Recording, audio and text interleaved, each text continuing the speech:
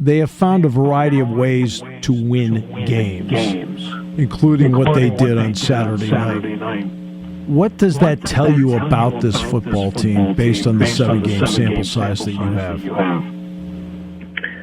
Well, I hate to use this word because it's become almost trite, but resilient. They're definitely resilient, and a couple of players said that after the game, but it goes beyond resilient. I think there's a mental toughness about this team. We saw it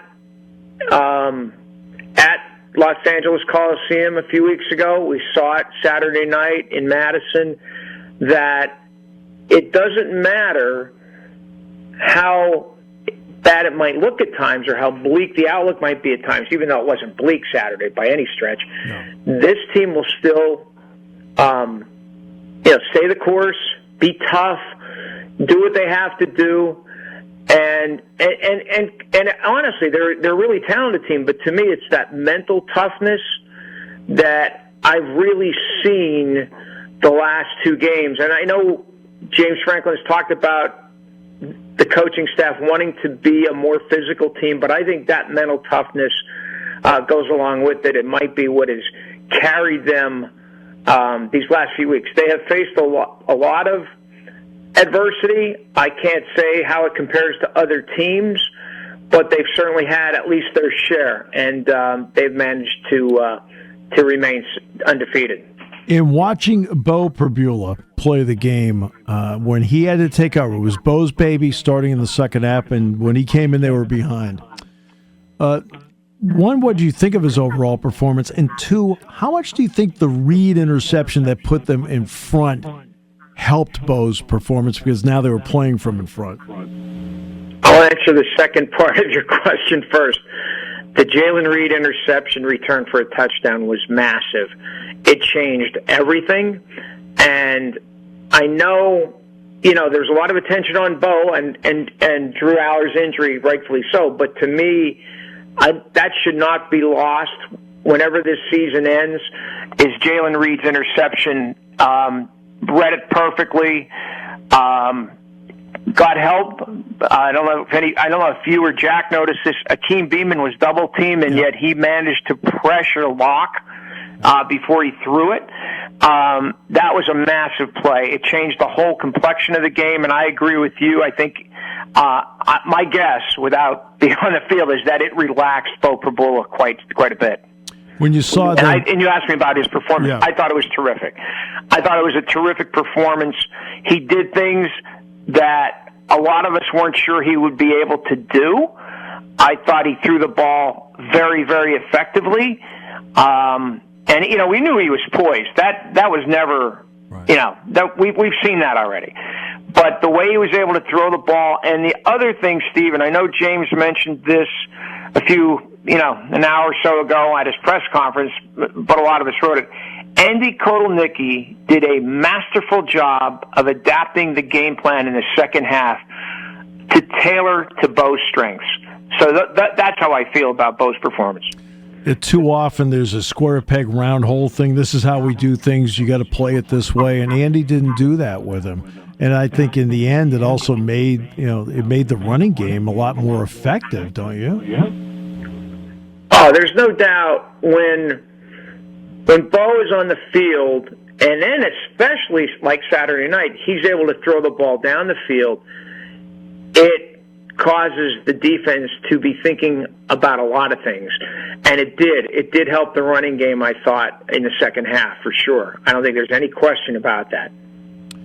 All right, so now we get to what they did defensively in the game. And the one play everybody's going to remember about Jalen Kimber is on the block punt play where Bertram stepped aside and still thought about punting and then finally did punt it away. 7 games. How often has anybody thought about Jalen Kimber out there? And what does that tell you about what he's done or what he's doing? I think, I'm not trying to take anything away from Jalen. Jalen Kimber and A.J. Harris have been outstanding. Have been outstanding. The two of them, the way they've played. Yeah, you don't even notice Jalen Kimber on the field, and The only time you notice A.J. Harris is when he comes up to make a hit on a run play. I think they've been terrific. Yeah, I mean, I don't know. Maybe, I don't know I don't know the personnel at Georgia or Florida, right. But I find it hard to believe that these two guys couldn't play at either of those places, even at a place like Georgia. Right. When you're looking at the long drives, and the 2 touchdown drives in the second half ate up 12 minutes and 50 seconds on the clock combined. Penn State's field position, and I was mentioning this earlier, normally if a team is 7-0, based on my experience, you're usually up about 200 to 400 yards over the opponent on field position, usually about 40 to 60 yards a game more. Penn State for the season has 3 fewer yards to start than the opponent does. How crazy has that been? Well, my friend Donnie Collins, who no longer covers the team, he pointed out that going into the USC game, the average field position for Penn State was from its own 23. Yep. I don't know what it is because I haven't sat down and figured it out. I haven't done the math. But look, I know the first 3 possessions were from the 18, the 10, and the 8. Yeah. And I know those 2 drives in the second half that finished with touchdowns, they were 81 and 76 yards. It's incredible how far Penn State has had to go, and it's not like they're not getting any turnovers, but they're not getting much from their return game. Let's just make that clear. Yep. And field position has definitely worked against them, but they've overcome it. And I don't think that should be lost. I don't know what it is now, average-wise, but I can't believe it's more than the 25, 30-yard line. I just think it's been something that I think, just by percentages, will change in the rest of the season, but we'll see. Yeah, it's the 28, just so you know. I have it. Yep, there you go. I have it on my chart. That's why I know it. It's not like one of those. It's not in the game notes. I keep the numbers myself. I keep a bunch of numbers myself because here's what I'll give you one that you can have fun with, Rich. All right, Penn State this season on first down has 17 fewer yards than the opponent has in total offense for the season. Wow. Yeah. And their third down percentage is 50. It's really good. It's 50. It's really something. I mean, it just, I think through 7 games, we have an idea of why James Franklin wanted to hire Andy Kotelnicki. I mean, we'll find out. He'll get to another shot to earn his keep Saturday. Yep. But the fact is that the Penn State offense gives you so many different looks by formation, but also with personnel, and they can do so many different things. And I just think, that defense Saturday night, Wisconsin was ranked 14th in the country, total defense, Yep. I think. Yep. That was not a soft defense, and Penn State had well over 400 yards of offense. Yeah, no question. Penn State third down less than 4 is 70%, and third down and 5 are better than 35%. Both are excellent numbers to really this point. If you're doing things by the numbers, you get into a game like this. And you've watched some of Ohio State, especially the last 2 games. I think the first 5 games were worth watching. But you look at the last 2, right? I mean, and you look at the last 2 games. What impresses you about them, and then also what do you see in them that makes them not perfect? Well, I think their defensive line is very, very good. Yep. And I think when Jim Knowles dialed up blitzes on Raiola, Nebraska couldn't handle it at all. Right. And, whether that's Raiola, as a freshman not recognizing things, not calling out blocking assignments, whatever. I don't know. That Ohio State's defensive line is very good. On the other side of it, and I actually ran into an Ohio State fan this morning, they couldn't run the football against Nebraska. Right. With two backs like Travion Henderson and Quinshon Judkins. And then they went for it. I don't know if you remember this play, Steve. I can't remember exactly the time of the game. It was in the first three quarters. It was a 4th and 1 play, and they passed it. It was a short pass from Howard to Egbuka, and they didn't run the ball. I think it was 4th. I'm pretty sure it was 4th and 1. It was 4th down, and he ran it out to the near side. That shows they don't have a lot of confidence in the run game. Right. And then the other thing is, you know this, they're probably down to their third left tackle. They are. The second left tackle was carted off Saturday, and before he was carted off, was struggling big time. Yep. So that's something to watch on Saturday as well. Yeah, let's get into that for 1 second, because I broadcast games with, I mean, he's phenomenal. But if anybody knows what it's like defensively to play against a predominantly left-handed team, it is Jack, because they played the Raiders so often. With Art Shell and Gene Upshaw on the left side, the Raiders were one of the few left-handed teams in the NFL. What people don't realize is with Ohio State, when they had Josh Simmons in the lineup and Jackson next to him, Ohio State was a predominantly left-handed team. They've now had to change, and they even had to take Jackson the guard and make him the left tackle when Mahalski went out, and bring in Luke Montgomery as the backup guard to replace Jackson. So I don't know how they're going to line up. But when that happens, that does change. Like, okay, like the way you need to play does change, because you can't be the predominantly left-handed. You still can go left with your running game. That's not the issue, but not as often as you hope you would, because you don't have that over there anymore. Right. No, there's no doubt about it, and it affected them. I mean, they struggled to move the football, and that's what you wonder, and you wonder, it'll really, the two defensive lines are outstanding. Penn State and Ohio State. Yes. They're outstanding defensive lines. It's how does the other offensive line slow them down? That's going to be where this game is won, I think. Yeah. So let's start with what Oregon did. Oregon, we all know that Tulimalo and Sawyer are outstanding defensive ends. What they did at Oregon, they took the tackles and they drove those two ends out as far wide as they could. And where they won the game is they took care of the tackles, cleared them, and allowed Gabriel to climb the pocket and have open lanes to throw. Those two defensive tackles, I thought, were really, really good against Nebraska. They corrected that. Yeah, I really like their front. What I saw from their front on Saturday, especially, I really liked what I saw, and that's going to be a challenge for Penn State's interior people.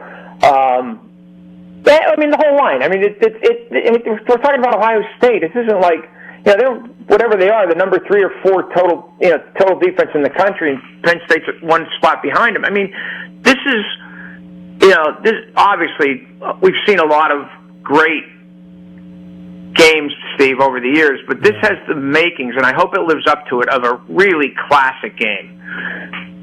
What's this week like for you? You've covered it. The list of big games you covered is long. So what's this week like for you? It's not it's not like I'm going to be writing 15 stories instead of 10 or something like that. No, I get excited by it, but I will say this, and one of my friends on the beat said this. This game is big. Make no mistake about it. Look what's at stake. Penn State moves really, with a win, could move really closer to getting into the Big Ten championship game for the first time in 8 years. Really big. Okay. You keep yourself eligible for a bye game in the playoffs. Okay. Whatever. Last week, to me, the Wisconsin game might have been bigger. Here's why. You're in solid position to make the college football playoff. And even at 11-1, you're probably going to host a first-round playoff game. And to me, to win that, now it makes this game big. Because if you lose to Wisconsin, then this game isn't as big. It's just not. So for them to come through, I mean, I thought Saturday was a great win, considering the whole picture. Drew going down in the first half, denied Dinesh Sutton going down. He tried to play one play in the first half, in the second half, and Anthony Donko, and the win like that at a sold out stadium at night. I thought was a great win, and I'm not trying to take away from the importance of this game. What I'm saying is, winning that game put Penn State made this game more important than it would have been with a loss. No, you can't have this week without that last game. You can't. No. So it's all different ball game. And Jack and I talked about that. Yeah, you can. I know you don't want to say, "Oh, yeah, you can afford a loss." Nobody wants to hear that. Nope. But the fact is, if you lose this game and win the rest, you're still in great position. Maybe you don't play for a Big Ten championship. Okay. If you do win, you're still playing for. I'll say this: your chances of playing in a Big Ten championship game are really good. I mean, without a stumble. So I mean, it's just. But I'm just more interested. I hate to say this, in the here and now, and I'm interested. This is a big game in a lot of ways because Penn State has to get over this Ohio State hump. James Franklin has to get over this Ohio State hump. And they have a really got opportunity to do it this week. Always a pleasure, my friend. Terrific as always. Thank you for your time. Thanks, Steve. Have a good one. As good a day as I am.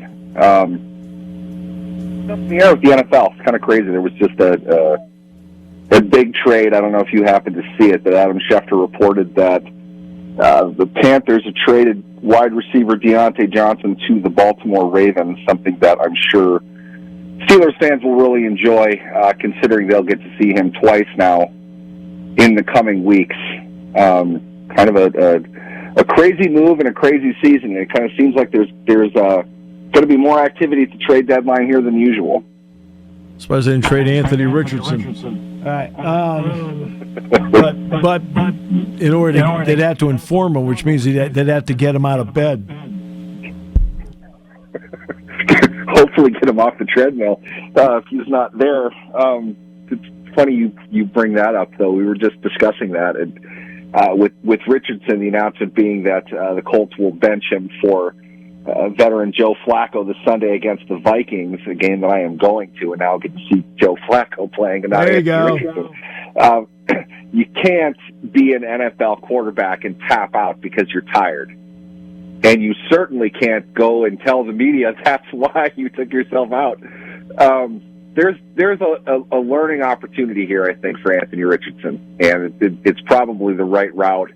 You have to do something. It's difficult to do that without public-facing consequence. Most of the players on the Colts wouldn't have a job if they did that. So to act as if it's kind of casual, not a big deal, that's sending a really bad message. And to Richardson's credit, I don't think that he acts like a prima donna or anything. I think maybe this is just something a young quarterback didn't know. Plus, isn't the rule of thumb, you know the situation. It's 3rd and long at that point, after he just went running around. Whatever it is that happened, don't you grab a guy who's not going to be in the package you're going to call and tell him to fake an injury? At least buy a couple, 2 minutes or so to kind of catch your breath. That's the veteran move. And those are the kinds of things the younger players need to learn. And sometimes you kind of have to learn it the hard way, which kind of seems like is what's going to happen with Richardson this weekend and beyond, maybe. Just have a signal to the sideline. I need a running play here. Okay? I think they even did. I mean, they did. They ran the ball with Flacco when he came in. Yeah, it's situational awareness. You recognize what the situation is. They're not gonna ask Richardson to gun down the field on 3rd and 19 or whatever it was in the middle of the game. They're probably going to hand it off. But there's a variety of ways to handle the situation. None of which, in my opinion, are above. You're a 23-year-old professional athlete. You can't get that tired, okay? Not at the quarterback position. A running back who just cracked off 2 consecutive 20-yard runs you're taking him off anyway, whether he wants to come out or not. You need somebody fresh in the game to kind of show that you're still going to do that. But you take your quarterback out in that situation, the reverberation of that in your locker room, in the stadium, across the league is really loud, and that's again, I think that the issue is Richardson probably was not aware of that, and if he wasn't, I don't know what he's doing. But yeah, you've got to probably discuss a few other things. You cannot. That shouldn't be the situation in the first place. I would hope that you're in shape enough that you can handle that. At the very least, you're going to be breathing heavy, but you get 35, 40 seconds. When you're in peak physical condition, that's enough time to catch your breath. He should have been fine. For him to take himself out right away suggests to everybody he's not in shape, and that might not even be true. It's just that's not how you handle that. This is part of dealing with the adversity of the game. You've got to be able to tough through that, and that's again, it's a lesson he's going to have to learn. Kind of seems like, just looking around social media, a lot of people are more inclined to protect him than anything. But like, I can't say this loudly enough. You're not going to hear this from the players, but you ask any former player off the record right now what they think of that, I promise you their reaction is a lot stronger than mine. You're the leader of the team. You're the guy that the franchise is going to give every benefit of the doubt to. You're eventually going to get a ginormous paycheck, even if you are completing 45% of your passes. You can't do things like that and keep the rest of your team. Something had to be done, and it's a learning opportunity for Richardson.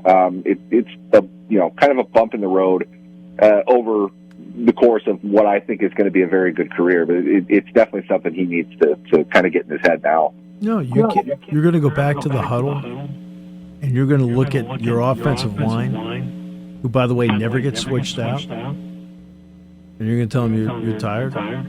Really? Yeah, the linemen tap out. They're not coming back. And that's not even like a Wally Pip thing. That's, we don't want you if you're not in shape, okay? You need to be prepared and ready to get on the field. I've got my family Thanksgiving football game in a couple weeks now.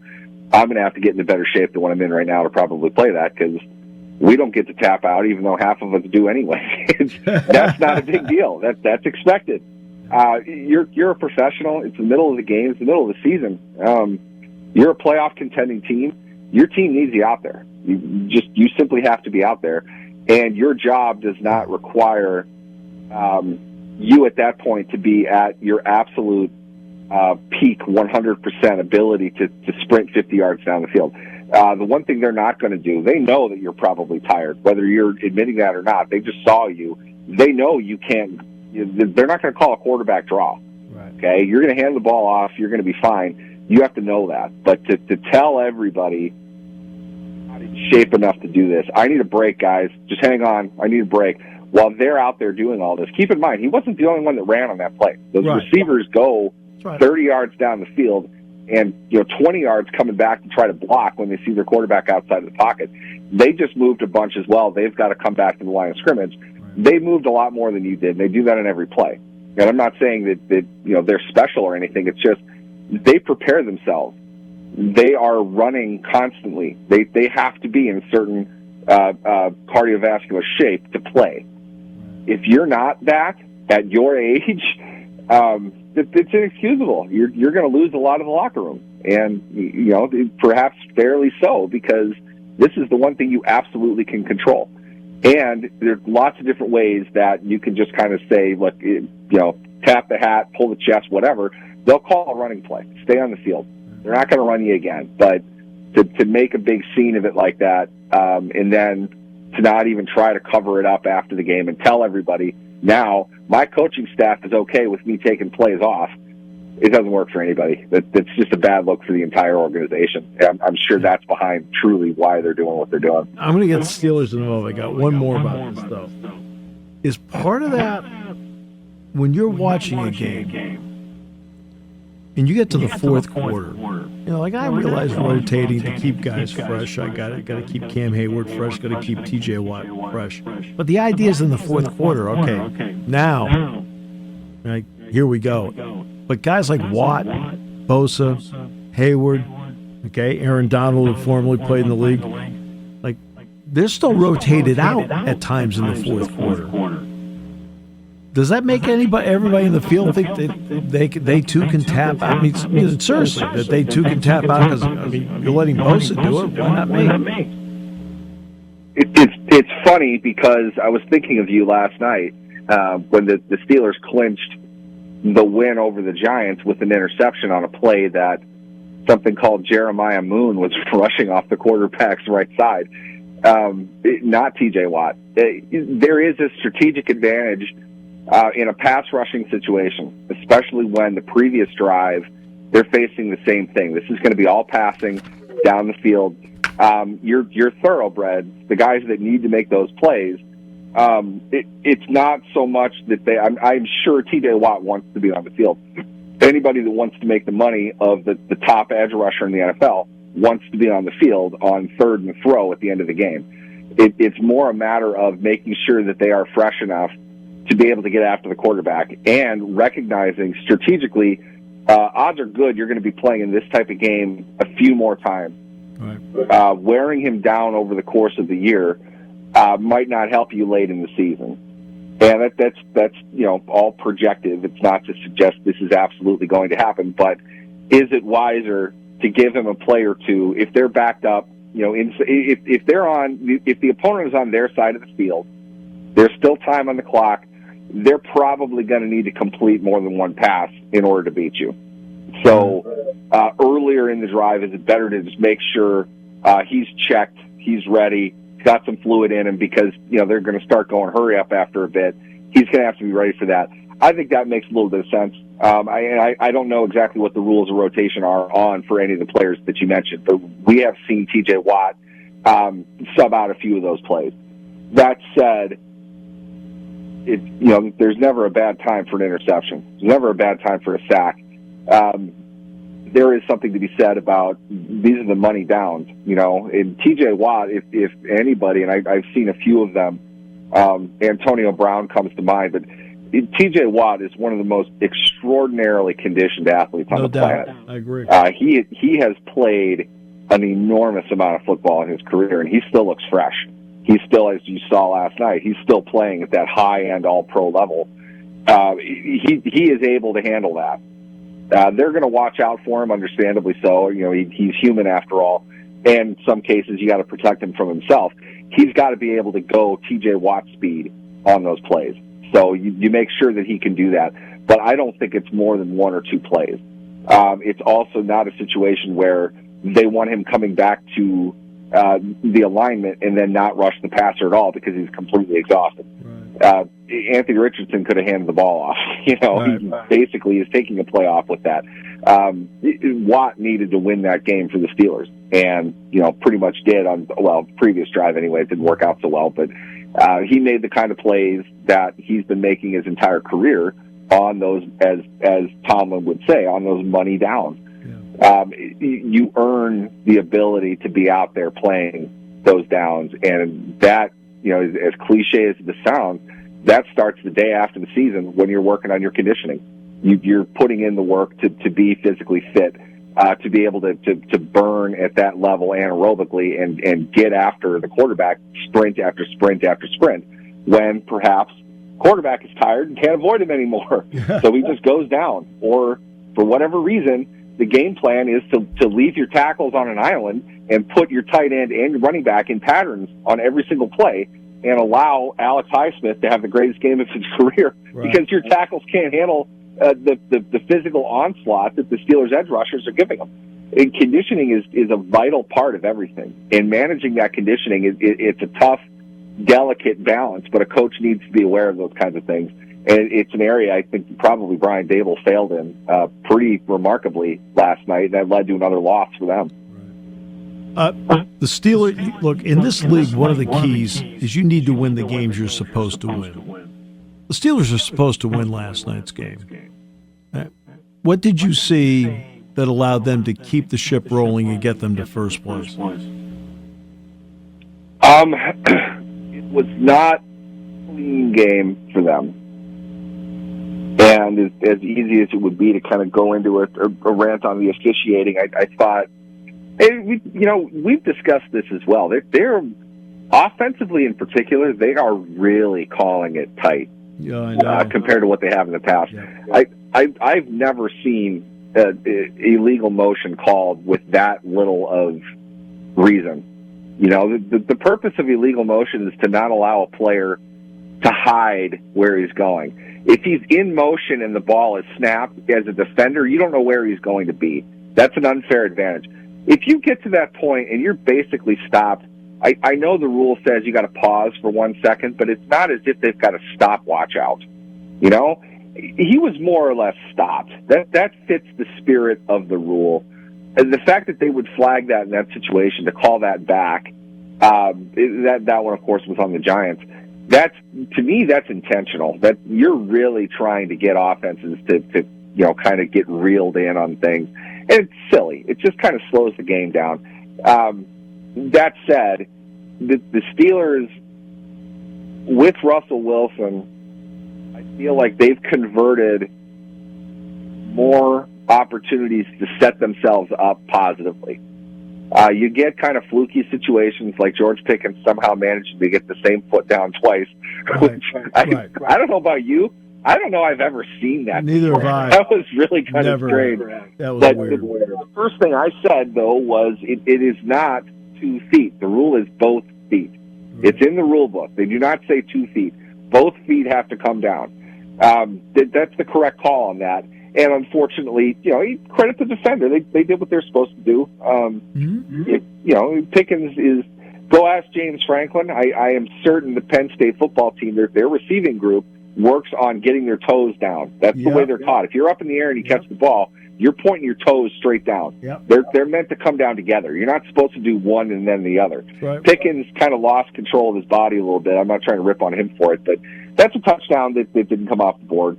They came off the board. There was another one that came off the board. They put themselves into position to make those plays, but they failed a little bit more than you would like to finish. That said, they scored 26 points.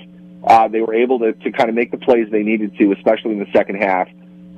Defensively, they picked it up at the end. I just think overall what you're seeing is the collection of just another play, maybe two, per drive going their way that wasn't before and hasn't been for the last 4 years. I really think that's the difference. The general sense is that the Steelers have this 2015 or 2013 Broncos offense. They're marching up and down the field now. Like, they are pretty much maybe a shade above average now. But that's how bad they've been. It looks so holistically different now, simply because they're doing a little bit more. And I think Wilson, you're seeing the leadership on the field, off the field. He's getting more guys involved. I don't know if you were aware, Van Jefferson is still on the team. He had 4 catches last night. Sure did. I think that's 2 more than he had up to this point in the season. Yep. So Darnell Washington had a career game. More guys are getting involved. They're getting more out of their offensive line because their quarterback is not sitting in the pocket all day, waiting for the obvious thing to open up. Wilson is reading and reacting correctly to the situation. Not playing perfectly, not throwing every ball right there, but I like the way Tomlin said this after the game, too. There's a bit less rust on him today than there was last week. Yeah. That's accurate. I think that's fair. Wasn't a perfect game for him. Poor execution early on. They didn't start off particularly well. The first drive was great, but they stalled out a bit and weren't making those kinds of plays. But they're picking up a 15-yard gain instead of a 5-yard gain, which kind of seemed to be the way they used to do things.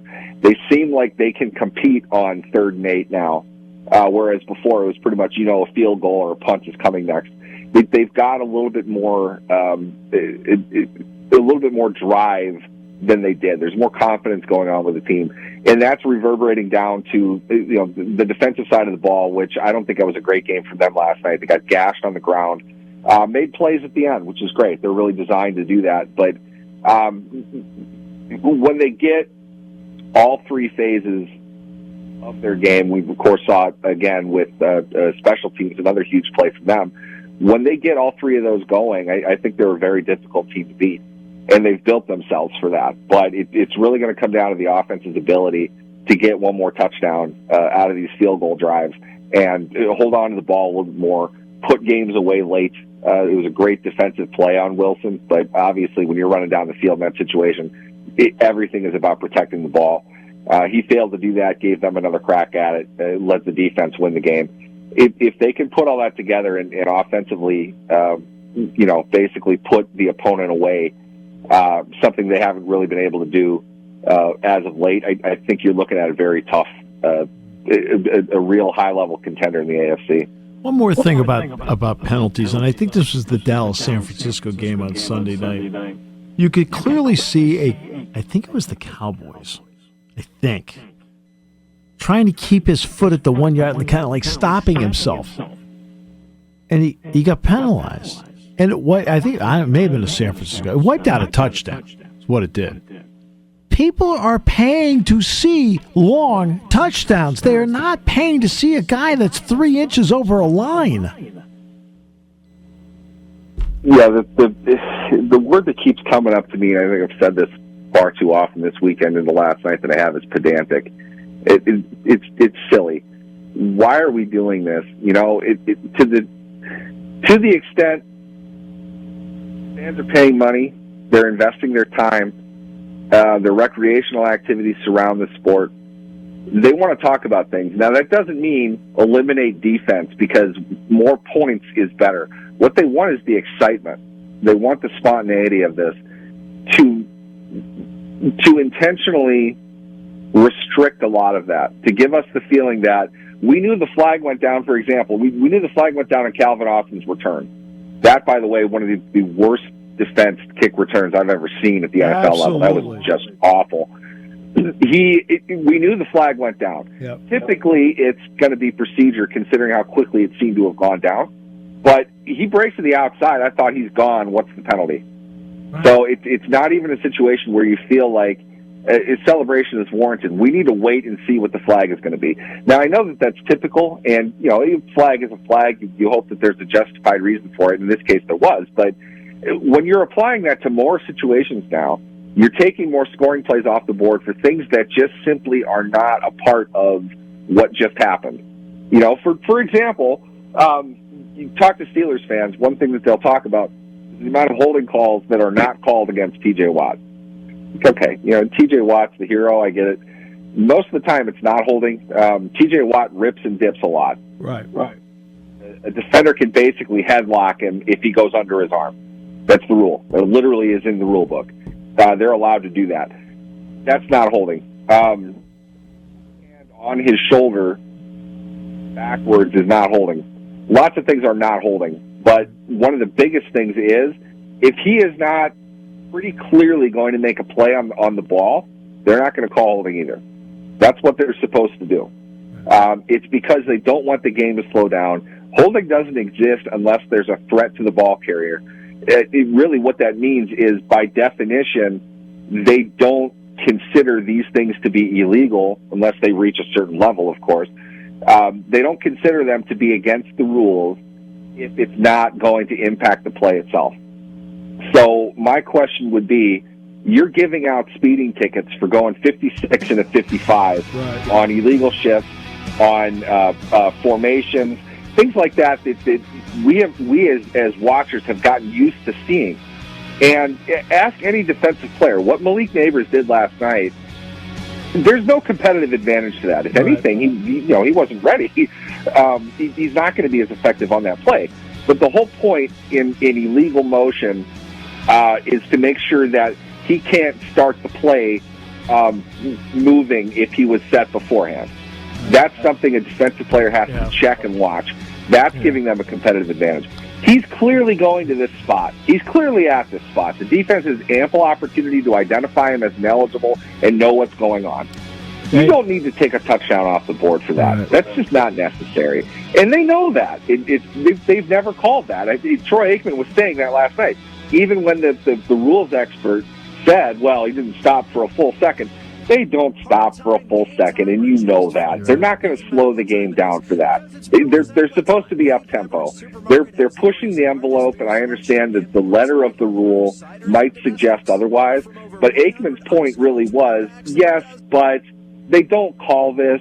It's obvious what's going on. We know what's going on. You don't need to call a penalty on that. It wrecks the game. And to your point, yeah, things like that, a matter of inches, need to be officiated that closely. Should we be taking points off the board for things that do not directly contribute to the result of the play? That's right. I don't think that they should, and their history knows that too. You're the best. Appreciate you. Absolutely. Thanks for having me, guys.